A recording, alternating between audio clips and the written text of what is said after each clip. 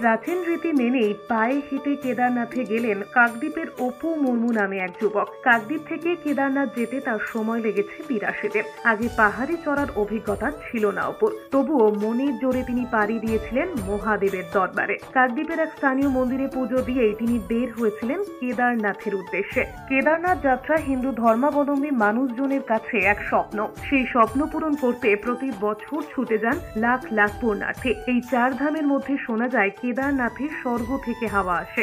সেই কথা মেনে হনুমান জয়ন্তীর দিন বাড়ি থেকে বের হয়েছিলেন অপু। সে সময় তাকে বিদায় জানাতে অনেকেই উপস্থিত হয়েছিলেন সেখানে। এখান থেকে বার হয়েছিলেন আপনারা? 23 এপ্রিল হনুমান জয়ন্তীর দিন। তো পুরোটাই হেঁটে গিয়ে? হ্যাঁ। কতদিন লেগেছিল টোটাল জার্নি?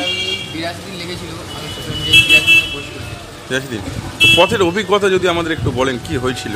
অভিজ্ঞতা তো অনেক কিছুই হয়েছিল, যেমন রাস্তায় হাঁটতে হাঁটতে অসুবিধা হয়েছে, খুব ভালো হয়েছে, এমন এমন সময় এসে যেমন কিছু সময় জঙ্গলের রাস্তায় না খেতে পাওয়া বা অনেক কিছু। পথে একাধিক ছোট বাধা এসেছিল, তবে অপুর উদ্যমের কাছে সেই বাধা হার মানে। সমস্ত বাধা বিপত্তি কাটিয়ে ফিরে এসে এক অন্য জগৎকে উপলব্ধি করেছেন অপু।